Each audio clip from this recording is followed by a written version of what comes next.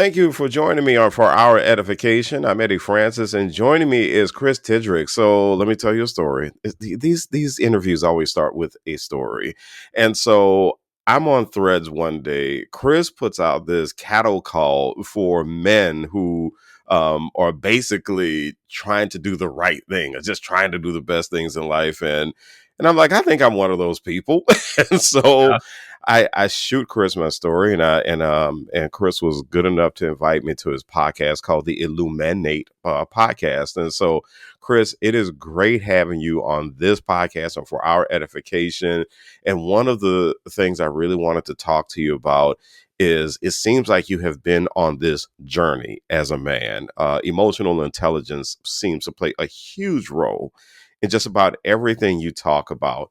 So let's start with the podcast itself. What led you to even launch the Illuminate podcast? Yeah, thanks, Eddie. It's so good to be on the show, and again, it was great to have you on my show as well.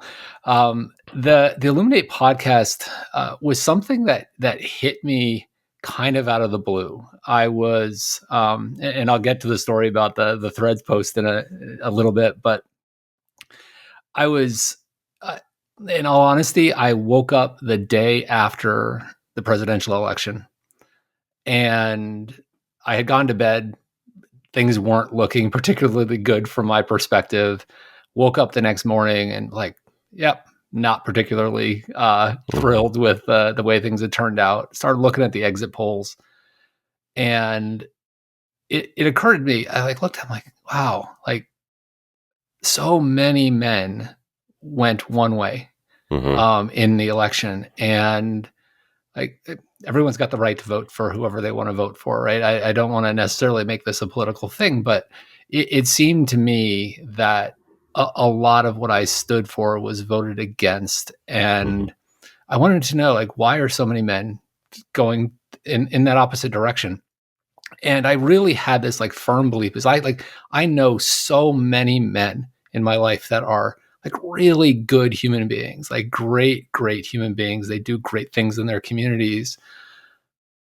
And it felt like what's wrong? Why is there's this disconnection, this sort of disaffection among men in our country? And it seemed like maybe they're struggling and they need some sort of lighthouse. And I was like, I need to know more about this. I'm somebody who loves to read, loves to learn more about different topics. And the issues of men in the country weren't necessarily something that I was super familiar with. So I found this book called Of Boys and Men by an author named Richard Reeves. And he really dives into the fact that certainly in the United States, and there's some kind of worldwide phenomenon around this, that in so many ways, men are really struggling, right? We've done a lot to elevate the status of women in our society, which we absolutely should be doing. But in that process, there are a lot of men and boys especially that are struggling. And that I think that in that struggle, they're being attracted to a certain perspective and a certain view of society that isn't particularly healthy. But I know all of these men that are living, thriving in this new world where diversity and equity is a thing, and we support it. Why don't more men support that? What aren't they seeing? And so I said, well, maybe we need a podcast that really, the reason I call it Illuminate, with the MEN in the middle, is I wanted to tell stories of men with good hearts, open minds, and a desire to make the world better. And so I kind of put it together, put the idea together, put it out there. And this was in November, and it was getting a little bit of traction. The idea was, and then the day after Christmas, I put a post on Threads, and it's the post that you saw, where I just said, can I, I'm interested in interviewing men with good hearts, open minds, and a desire to make the world better. And I woke up the next morning and that post had just exploded on Threads. It ended up getting like 35, 40,000 views. There were like 600 or 700 comments on it. And I had a sign up form that I had attached to the description of what this podcast would be. And in 48 hours, I had 90 men who had signed up. And I'd asked them to tell me a little bit about their story so I could kind of vet some things ahead of time. And the stories were just amazing. Yeah. They were just like a huge diversity of life experience. But it was this common thread of men doing the work to become better human beings. Mm-hmm. And through all kinds of challenge, through all kinds of opportunity. And I'm like, this is it. Like, this is, and it just woke me up. I'm like, okay, how in the world am I going to deal with this many? Like I have a day job, and how am I going to do this? And luckily, I was off for 2 weeks over the holidays, so I was able to. I got the first 5, and you were one of the first 5 recorded, and I've done another 5 since then.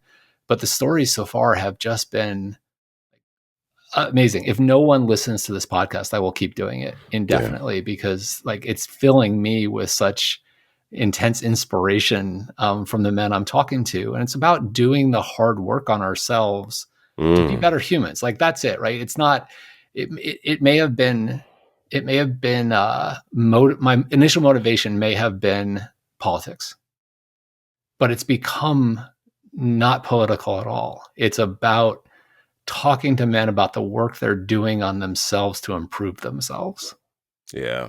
The conversation I had with you, and first of all, I'm really honored to have been one of the first 5 guests. And it was such a deep conversation that after the politics, a few days later, I was like, what did we talk about? Because that conversation just went in a lot of really good directions. And there was a part of the conversation that you placed as a pull quote on Threads, and I was just like, did I say that? And it wasn't a what was I thinking thing. It was like, okay. I was really, really like digging deep, as we were having that conversation.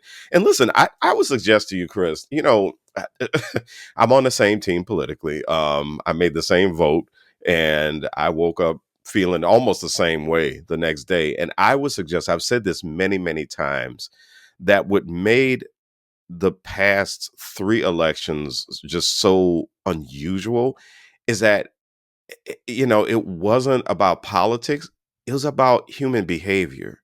Yes. And it was about human behavior just gone all wrong, and how people were just trying to figure out where they kind of stood in this. And so every time the this comes up, I always tell people, we're not having a political conversation, we're having a human behavior conversation. It's about character. It really is, which leads me to this mantra that you have. And you have this mantra of think, feel, lead. Tell me about that. Yeah, so I've been writing on Substack for a couple of years, maybe 3 years now, under the title Think, Feel, Lead. And that came from this idea that that Substack is all about leadership, and I've been a leadership workshop facilitator for a while. I've done a lot of work on myself as a leader. I lead a team of 36 people at work. I'm the chief information officer at the Geese College of Business at University of Illinois. But I also have just spent an enormous amount of time thinking about leadership and developing my leadership skills, and then putting my insight out into the world via this Think, Feel, Lead on Substack. But the idea behind Think, Feel, Lead is traditional leadership has been very much idea focused and maybe charisma focused. And it's that you can have great ideas, and as long as you can communicate those great ideas, you can be a great leader. Like it doesn't really matter about maybe the type of character you have or the relationships you have. It's just that you can kind of force like brute force ideas through if you have this presence that up there on the stage to do that. And that's kind of the think part, right? There's still a very important aspect of leadership that is being strategic and having great ideas and being able to see the horizon. But the feel part about it really is all about emotional intelligence. and you kind of led in with the introduction about like how important emotional intelligence is to me. That's the part that I think that modern leaders need to learn and embrace and lead into, because leadership really is about relationships with other people. It is about knowing yourself and knowing your strengths and knowing your weaknesses. And then when you have that awareness of yourself, you have that awareness of the room, or your community or your workplace, then you can do the work to manage yourself, right? Because you are aware of your weaknesses. And so you can see when those weaknesses are popping up and you can help manage those, or your strengths, and how to leverage those. But then you also, when you really are emotionally connected to people and you build deep relationships, you can lead them better. You can Yeah. provide really great leadership that not only gets your goals accomplished, but brings people and their goals along as well. And so you can really connect with people. So it's I I, I use think, feel, lead as you have to think, you have to feel before you can lead. And so Mm. that's the whole concept behind that. Amen. Man, are you speaking my language? Yeah. Because it was, my wife turned the tables on me for a previous episode of this podcast. She decided to interview me for my podcast, Yeah. and Yeah. so she asked me a very interesting question about some of the things that I've learned about leadership over the past 30 years or whatever, Yeah. and I told her that it was interesting that when I got into, the master's program I did with strategic leadership, I didn't really know what to expect. But it was very interesting to me how one of the things that I learned is that how much, when you take a look at leadership, it really hinges a lot on the behavior of the person who is in charge, and they really have to be in touch. And I said, it really just occurred to me throughout this is that leadership is a people thing. It's a people process, and Yeah. if you're not connected to people, you're not going to get the results you really want. I mean, yeah, you could Yeah. get your company to make a whole lot of money. That could happen. But if you walk away unhappy from that situation Yeah. because everybody hated your guts, then you really didn't get what you wanted. Yeah. It's like you got a piece of what you wanted. You got the money, you didn't Yeah. get the satisfaction. Um, and how many times, Chris, have we heard guys say, I worked so hard, but I didn't Yeah. know my kids. I didn't know my wife. I went through 3 divorces, blah, blah, blah. Yeah. And how many times have we heard very successful men say these things? And they said, but I was just left with this hole, that I couldn't Yeah. fill because all the things that I got just didn't satisfy me the way I wanted to be satisfied. I mean, so far, have you heard any stories like that in the guys that you talked to about leadership over the years? So yeah, absolutely. I think there's definitely a litany of men who have just really regretted it later on in life. They've regretted how much they put themselves into their jobs and gotten no personal satisfaction out of it.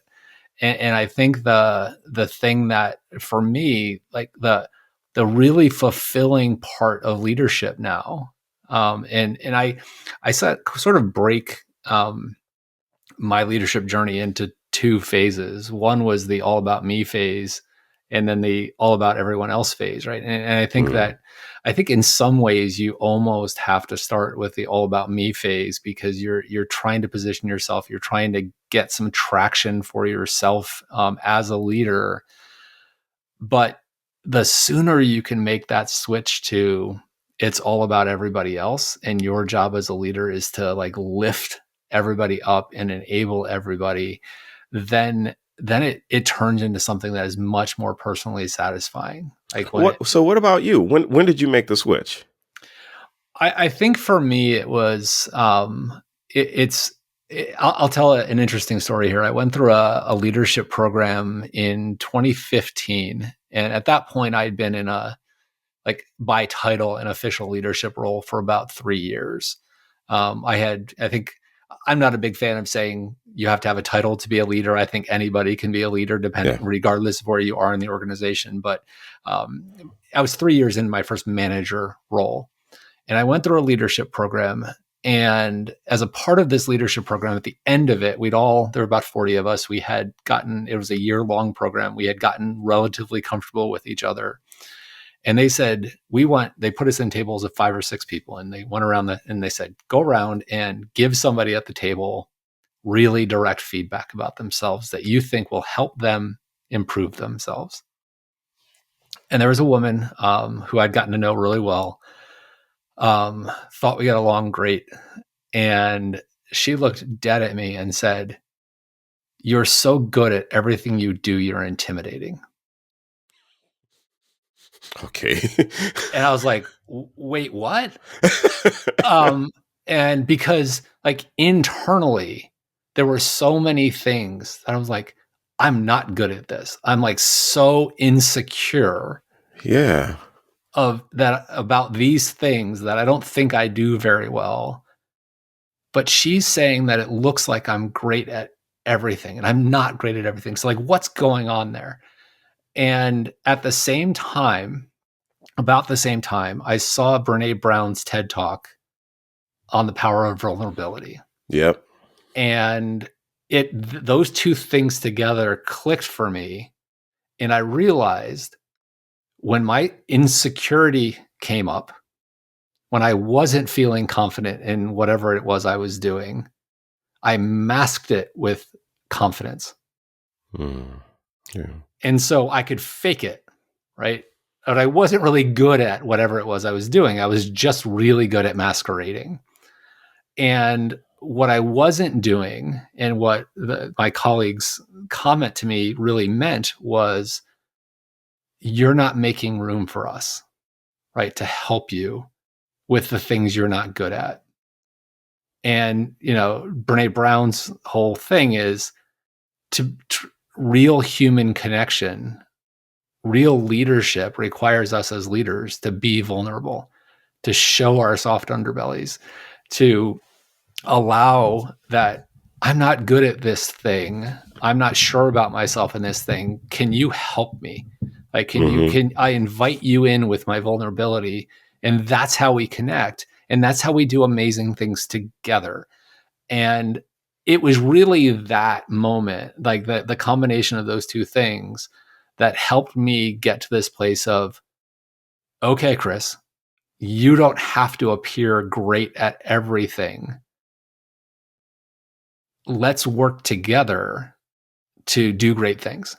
And that instantly turned me from, I have to be great at everything, all about me, to let's be great collectively together. And so I'm like, okay, well, I have to build people around me then, because there are these things that, if you look at, I've taken like countless of these kind of personality assessments, like Myers-Briggs and Clifton Strengths and Yeah. colors and the DISC assessments, and I always, like, every single one of them comes down to, he's really good at the communication things, he's really good at the strategy things, he's great at the relationship building things, not so great at execution. Right, every single one of them, and I almost feel like I'm listening to myself right now. Yeah, we have a lot of similarities. This is hilarious. Yeah, and in admitting that about myself allows me to then say, okay, who do I need to surround myself with to succeed? Who do I need to lift up that maybe has that strength in execution, that really can take these ideas that I have and like run them to the finish line together, so that we both can have credit for that. That's the point in my career where it really, and it absolutely revolutionized my leadership career. I had done a couple of like 360 evaluations where you get your peers and your supervisors and your direct reports all to give feedback on you. And prior to that, my peer feedback had always been super confident, super great communicator, kind of arrogant. And like that's the summary of what they were nicer. They were nicer. Although somebody did actually call me arrogant once in one of those, and that was because of insecurity. Yeah. I was my most arrogant when I was feeling my most insecure. Yeah. Yeah. That, it is so funny that I have heard similar comments. People have told me similar things. They're like, Eddie, you're kind of intimidating. And I'm like, well, what did I do? And Yeah. it's just like, you just seem so confident. You just, you're so good at stuff. And I'm going, and I'm sitting it just like you in the back of my mind. I'm going, I'm actually kind of awful at a few things. And, Yeah. I'm not really that good at this and I'm not that good at that. But I think, this is why I'm saying I feel like I'm listening to myself. I think I've gone through a lot of the same things, like Yeah. masking a lot of things with confidence. I think there was one test. Oh, what is it? It is 16 personalities or something like that. I think that's what it is. But Yeah. there's one personality test I took, and what it does is it gives you the results, gives you the kinds of characters. They could either be historical people, or they could be characters from movies or Yeah. Yeah. artistic works. One of the one of the characters that came up for me at the time I took the test was Tony Stark. and, Interesting. Yeah.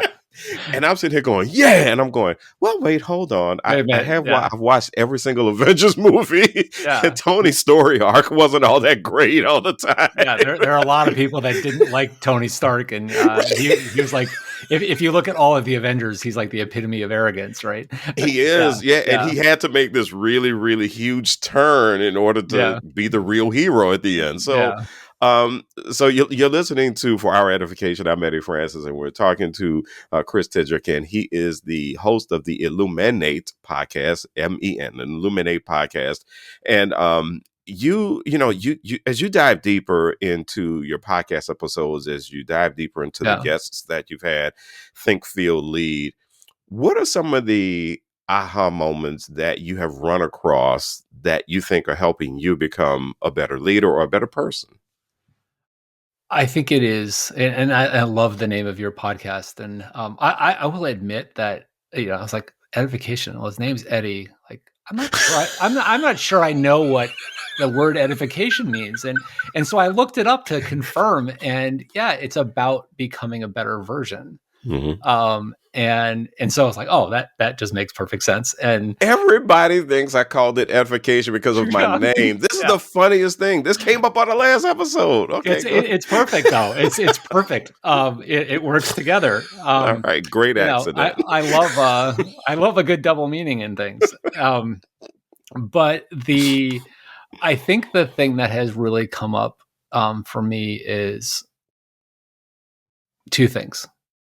Growth is something that never stops, right? We absolutely, like, we should never be satisfied in our current state. That doesn't mean you shouldn't be content, but you should never be closed to growth, right? Mhm. There are opportunities in life that, whether they are challenges for you, whether they're opportunities for you, they're going to be these moments where life presents you with a chance to grow. And I've never, I haven't hit any point in my life where I've taken one of those chances to grow and haven't become better and Mm, more satisfied and more whole. Um, yeah. the other piece that I think, and this is something we dove into when you were on Illuminate, was growth requires deconstruction. And by that I mean there are things we are taught, there are things that we learn, there are things that we consider core to ourselves that sometimes to grow requires us to remove those things from our lives, or to repurpose them, or put a new coat of paint on them, or whatever it is. You can't stay the same at your core and grow at the same time. That's the thing that really is. And on top of that, it's all really hard work. Like I have come to end each of the podcasts with keep up the hard work, Mm, because it's not easy. Like none of this is easy. If you're expecting yourself to just, you know, go into a cocoon like a caterpillar and come out this beautiful butterfly on the other end, that's perfect. That's not how human life works, right? We are in constant metamorphosis. And we don't get to hide out in a cocoon while we're doing it. We have to live while we're doing it. And it's life itself that allows us to grow. It's all of those things. And even the moments in life where you feel like the world is just absolutely beating you down and you're suffering through it, you are growing from that. And to be able to pull out those, I don't really want to call them silver linings, but I haven't come up with a better word for it. But there's something in every hard thing we do that makes us a better version of Yeah. ourselves. I posted this on LinkedIn the other day that if you somehow I don't remember how I processed this, but I just thought about the fact that some of the worst leaders that I've been around are the ones who they seem to feel as if one they had to be the smartest person in the room, or if they felt as if they didn't have to learn much of anything else, or they couldn't learn anything from the Yeah. people who were quote unquote beneath them, right? If they felt there was just nothing to learn. The best leaders I've been around are the ones who they try to learn something from everything and everybody, Yeah. especially on the job. The people who report to them, they'll sit down and they'll listen to the people who report to them to learn things from them. Yeah. And those are some of the absolute best bosses I've had. I had one when I was in radio, a guy who, the late AJ Appleberry, who was he was one of the best bosses I've had. Yeah. Um, and in radio, you do these assessments called air check sessions. And so what used to happen back in the day is that we would go in, there would be a cassette tape or some kind of Okay. recording Yeah. of your broadcast, and the program director would go over your broadcast with you and just critique all of your breaks. And we were going through one, and man, Chris, I hated these things. I couldn't stand them because I'm just sitting there going, I know they're going to pull out the worst break I did. I know they're going to do it right. And I Yeah. couldn't stand it. Like I used to hate feedback of any kind. And so I'm sitting here going, oh, what's he going to do? What is he going to tell me? AJ listens to it and he's like, all right, bro. Okay. And he said, let me ask you a question. You ever had a perfect show? And I said, no. He said, hopefully you never will. Yeah. He said, he said, keep growing, keep growing, Yeah. keep working. You should always have something to work toward. And that was one of the best interactions I've ever had with any of my bosses. So what you said reminded me of that. So with that being said, what do you do to continue your personal leadership, to continue to grow and develop? I think it is, you hit on one of the things, that it's feedback. It's asking for feedback from the folks that I'm leading, from my leadership peers, from mentors that I have.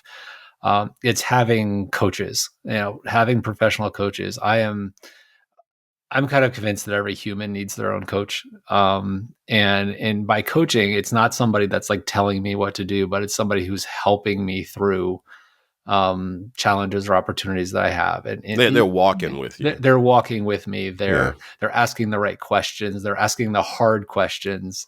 I always say that, like, I like having at least one or two coaches in my life that don't allow me to believe my own BS. To like call out those moments where you're like, yeah, Chris, you're not, like, have you thought of it this way? Or are you thinking, could you possibly be blinded by X, Y, or Z? And having those people in my life. The other thing, and it's funny because the day we're recording this here, this morning, my very first thing this morning was I re-upped with a therapist that I had used about 8 years ago, and when I was going through a particularly rough patch of life. And I realized recently that there are certain things that I need to make sure, I think, especially as I'm going through and doing the Illuminate podcast, and I'm talking to all these men and getting into, like, really, some of these stories are like deeply traumatic experiences that people are talking about. Like, I want to make sure that my own mental health is in the right place, and I'm keeping myself centered and not I've had recently I've kind of broken out of this, but I've had a history of being like a moth to a flame when it comes to drama in people's lives. And I would just insert myself into people's lives that were really dramatic and try to be the solution for them. And so Mm-hmm. I just want to make sure that I'm staying grounded. And so I had like my first therapy appointment in 8 years this morning, and it was amazing. It was like wonderful. Just that idea to have someone to talk to that has no, like, zero, there's no pony in the, in the race, in the game.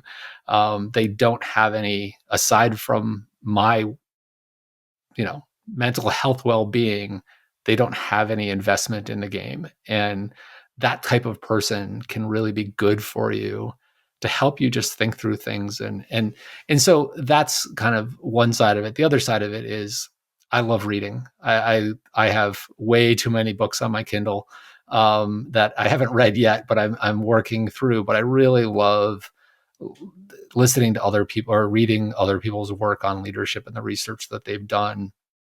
And the thing that I think done like very intentionally of late is, if you look down the canon of leadership books, they're almost all written by men.